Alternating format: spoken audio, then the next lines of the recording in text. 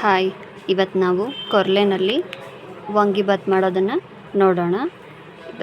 ತುಂಬ ರುಚಿಯಾಗಿರುತ್ತೆ. ಕೊರ್ಲೆನಲ್ಲೇ ಮಾಡೋದ್ರಿಂದ ಸಾಫ್ಟಾಗಿ ಸತ ಆಗುತ್ತೆ. ಈಗ ಮಾವಿನ ಹಣ್ಣು ಸೀಸನ್ ಇರೋದ್ರಿಂದ ಮಾವಿನ ಹಣ್ಣು ನಿಮಗೆ ಮನೆಗೆ ಎಲ್ರಿಗೂ ಆಗೋ ಅಷ್ಟು, ನೀವು ಮನೇಲಿ ಎಷ್ಟು ಜನ ಇದ್ದೀರ ನೋಡಿಕೊಂಡು ಅಕ್ಕಿ ಕ್ವಾಂಟಿಟಿನೇ ಆಗುತ್ತೆ. ಹಾಗಾಗಿ ನಾನಿಲ್ಲಿ 1 ಲೋಟ ತೊಗೊಂಡಿದ್ದೀನಿ. 1 ಲೋಟ ಕೊರ್ಲೆನ ಚೆನ್ನಾಗಿ ನೀರಲ್ಲಿ 2ರಿಂದ 3 ಸತಿ ತೊಳ್ಕೊಂಡು, ಈಗ ಬೆಳಗ್ಗೆ ಬ್ರೇಕ್ಫಾಸ್ಟಿಗೆ ಎಷ್ಟು ಬೇಕೋ ಅಷ್ಟು ಉಳಿದ್ರೂ ಸತ ತುಂಬ ಚೆನ್ನಾಗಿರುತ್ತೆ. ಇದನ್ನ ಈ ಥರ 2ರಿಂದ 3 ಸತಿ ತೊಳ್ಕೊಂಡು, ನಿಮ್ಗೆ ಅಕ್ಕಿಗೆ ಹೇಗೆ ಕ್ವಾಂಟಿಟಿಲಿ 1:2 ಹಾಕ್ತಿರೋ ಅದೇ ರೀತಿ 1 ಲೋಟಕ್ಕೆ 2 ಲೋಟ ನೀರನ್ನ ಹಾಕ್ಕೊಂಡು ರಾತ್ರಿನೇ ನೆನೆಸಿಟ್ಕೋಬೇಕು. ಆಮೇಲೆ ವಾಂಗಿಬಾತಿಗೆ ನೀವು ಬಟಾಣಿ ಕಾಳು ಹಾಕೋ ಇಂಟ್ರೆಸ್ಟ್ ಇದ್ದರೆ ಬಟಾಣಿ ಕಾಳು ಒಂದು ಮುಕ್ಕಾಲು ಬೌಲಷ್ಟು ಬಟಾಣಿ ಕಾಳನ್ನ ನೀಟಾಗಿ ತೊಳ್ಕೊಂಡು, ಅದನ್ನು ಇದೇ ಥರ 2ರಿಂದ 2 ಸತಿ ತೊಳ್ಕೊಂಡು ನೀರು ಹಾಕಿ ನೆನೆಸಿಟ್ಕೊಳ್ಳೋಣ. ಕೊರ್ಲೆನಲ್ಲಿ ಅತಿ ಹೆಚ್ಚಾಗಿ ಕಾರ್ಬೋಹೈಡ್ರೇಟ್ ಇರೋದ್ರಿಂದ ಡೈಜೆಷನಿಗೆ ಸತ ತುಂಬಾ ಒಳ್ಳೆಯದು. ಈಗ ನೆಕ್ಸ್ಟ್ ಡೇ ಒಂದು ಕುಕ್ಕರ್ನಲ್ಲಿ ಸ್ವಲ್ಪ ಎಣ್ಣೆ ಹಾಕ್ಕೊಂಡು, ನೀವೀಗ ಒಗ್ಗರಣೆಗೆ ಹೇಗೆ ಸಾಸಿವೆ, ಜೀರಿಗೆ, ಈರುಳ್ಳಿ ಎಲ್ಲ ಹಾಕ್ಕೋತೀರಲ್ಲ ಅದೇ ರೀತಿ ಹಾಕ್ಕೊಳ್ಳಿ. ಈರುಳ್ಳಿನ ನಾನು ಒಂದು ದಪ್ಪ ಸೈಜಿಂದ ಒಂದು 3 ತೊಗೊಂಡಿದ್ದೀನಿ. ನಿಮಗೆ ಈಗ ಅನುಕೂಲ. ಈರುಳ್ಳಿ ಸ್ವಲ್ಪ ಜಾಸ್ತಿ ಹಾಕಿದ್ರೆ ರುಚಿ ಚೆನ್ನಾಗಿರುತ್ತೆ. ಈರುಳ್ಳಿ ಹಾಕಿದ ನಂತರ ಚೆನ್ನಾಗಿ ಫ್ರೈ ಮಾಡ್ಕೊಳ್ಳಿ ಒಂದು 2ರಿಂದ 3 ನಿಮಿಷ.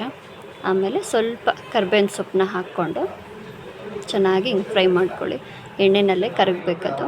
ನೆಕ್ಸ್ಟ್ ಈಗ ಸ್ವಲ್ಪ ಕರ್ಬೇವಿನ ಸೊಪ್ಪು ಹಾಕ್ಕೊಂಡು ಗೂರಾಡ್ಕೊಳ್ಳೋಣ. ಯಾಕೆ ಅಂದರೆ ಎಣ್ಣೆಗೆ ಹಾಕಿದ ತಕ್ಷಣ ಸಿಡಿಯುತ್ತೆ ಅನ್ನೋದಕ್ಕೋಸ್ಕರ ಈರುಳ್ಳಿ ಹಾಕಿದ ನಂತರ ಕರ್ಬೇವಿನ ಸೊಪ್ಪನ್ನ ಹಾಕ್ತಾಯಿದ್ದೀನಿ. ಈರುಳ್ಳಿ ಚೆನ್ನಾಗಿ ಬಣ್ಣ ಬಿಡೋವರೆಗೂ ನೀಟಾಗಿ ಫ್ರೈ ಮಾಡ್ಕೊಳ್ಳಿ.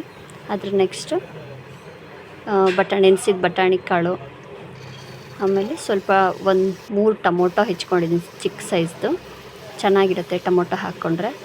ಆಮೇಲೆ ಇದನ್ನು ಸತ ಚೆನ್ನಾಗಿ ಒಂದೊಳ್ಳೆ ಮಿಕ್ಸ್ ಕೊಟ್ಕೊಳ್ಳಿ. ಆಮೇಲೆ ಉಪ್ಪು ಹಿಡಿಯೋದಕ್ಕೋಸ್ಕರ ಸ್ವಲ್ಪ ಉಪ್ಪು ಹಾಕ್ಕೊಳ್ಳೋಣ.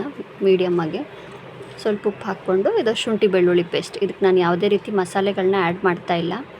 ಇದಕ್ಕೀಗ ವಾಂಗಿಬಾತ್ ಪುಡಿನಲ್ಲೇ ಎಲ್ಲ ಚಕ್ಕೆ, ಲವಂಗ, ಮಸಾಲೆ ಇರೋದ್ರಿಂದ, ಮಸಾಲೆ ಕಡಿಮೆ ಬಳಸೋದ್ರಿಂದ ಸ್ವಲ್ಪ ನಾನು ಇದಕ್ಕೆ ಹಾಕ್ಕೋತಾ ಇದ್ದೀನಿ. ಬೇಕು ಅನಿಸಿದ್ರೆ ಖಾರ ಕಡಿಮೆ ಅನಿಸಿದ್ರೆ ಬೇಕಾದ್ರೆ ನೀವು ಖಾರದ ಪುಡಿ ಹಾಕ್ಕೊಳ್ಳಿ, ಖಾರ ಹೆಚ್ಚಿಗೆ ತಿನ್ನೋರು.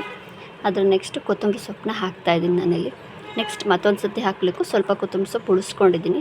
ಸ್ವಲ್ಪ ಒಂಚೂರು ನೀರು ಹಾಕ್ಕೊಂಡು, ಒಂದು ಸೌಟಷ್ಟು ನೀರು ಹಾಕ್ಕೊಂಡು ಅದೆಲ್ಲ ಹಸಿ ವಾಸನೆ ಹೋಗೋ ತನಕ ಬಿಟ್ಕೊಳ್ಳಿ. ನೆಕ್ಸ್ಟು ಈಗ ವಾಂಗಿಬಾತ್ ಮುಳುಗಾಯಿನ 2 ತೊಗೊಂಡಿದ್ದೀನಿ ನಾನು ಅಷ್ಟೇ ಹಾಕ್ಕೊಂಡು, ಅದರ ನೆಕ್ಸ್ಟ್ ಇದು ಕೊರ್ಲೆ ನೆನೆಸಿಟ್ಟಿದ್ದಂಥ ನೀರು ಅದನ್ನು ಚೆಲ್ಲಬೇಡಿ. ಈಗ ಅಕ್ಕಿ ಅಳತೆಯಲ್ಲೇ ಹಾಕ್ಕೊಂಡಿರೋದ್ರಿಂದ ಅದನ್ನು ಹಾಕ್ಕೊಂಡು ಚೆನ್ನಾಗಿ ಒಂದು 5 ನಿಮಿಷ ಚೆನ್ನಾಗಿ ಕುದಿಸ್ಕೊಳ್ಳಿ. ಕುದಿ ಬಂದ ತಕ್ಷಣ ಈ ಥರ ನೀಟಾಗಿ ಅದನ್ನು ಮುಚ್ಚಳ ಮುಚ್ಚಿಬಿಟ್ಟು ಒಂದು 5 ನಿಮಿಷ ಈ ಥರ ಕುದಿಸ್ಕೊಳ್ಳಿ. ಕುದಿಸ್ಕೊಂಡ ನಂತರ ಕೊರ್ಲೆನ ಹಾಕ್ಕೊಂಡು, ನೆನೆಸಿಟ್ಟಿರ್ತೀವಲ್ಲ ರಾತ್ರಿನೇ, ಅದು ಕೊರ್ಲೆನ ಹಾಕ್ಕೊಂಡು ಚೆನ್ನಾಗಿ ಒಂದು ಮಿಕ್ಸ್ ಕೊಟ್ಕೊಳ್ಳಿ. ಇದು ಸತ ಒಂದು ಕುದಿ ಬರೋವರೆಗೂ ಚೆನ್ನಾಗಿ ಕುದಿಸ್ಕೊಳ್ಳಿ. ಆಮೇಲೆ ನೀವು ನೀಟಾಗಿ ಈ ಥರ ಎಲ್ಲ ನೀಟಾಗಿ ಹಾಕ್ಕೊಂಡು ಚೆನ್ನಾಗಿ ಗೂರಾಡಿಕೊಂಡು ಒಂದು 5 ನಿಮಿಷ ಬಿಟ್ಟು ಈ ಥರ ಒಂದು ಕುದಿ ಬರುತ್ತೆ.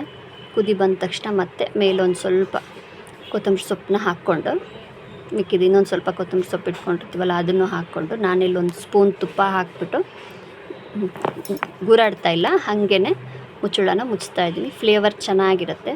1 ವಿಷಲ್ ಸಾಕು, 2 ವಿಷಲೆಲ್ಲ ಬೇಡ. ರಾತ್ರಿ ನೆನೆಸಿಟ್ಟಿರೋದ್ರಿಂದ 1 ವಿಷಲ್ ಸಾಕು. ಡೈಜೆಷನ್ನಿಗೆ ಆಗಲ್ಲ ಅನ್ನೋರಿಗೆ ಮಾತ್ರ ಕೊರ್ಲೆ ತುಂಬಾ ಚೆನ್ನಾಗಿ ಹೆಲ್ಪ್ ಮಾಡುತ್ತೆ. ನೆಕ್ಸ್ಟು ವಿಷಲ್ ಆದ ನಂತರ ನೀಟಾಗಿ ಒಂದೊಳ್ಳೆ ಮಿಕ್ಸ್ ಕೊಟ್ಕೊಳ್ಳೋಣ. ಒಳ್ಳೆ ಪರಿಮಳ ಬರುತ್ತೆ.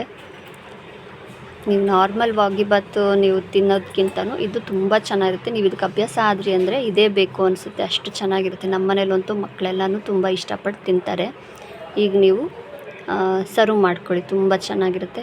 ಇದೇ ಥರ ಮೋರ್ ವೀಡಿಯೋಗಳಿಗಾಗಿ DY ಕುಕ್ಕಿಂಗ್ ಬ್ಲಾಗ್ನ ಫಾಲೋ ಮಾಡಿ. Thank you.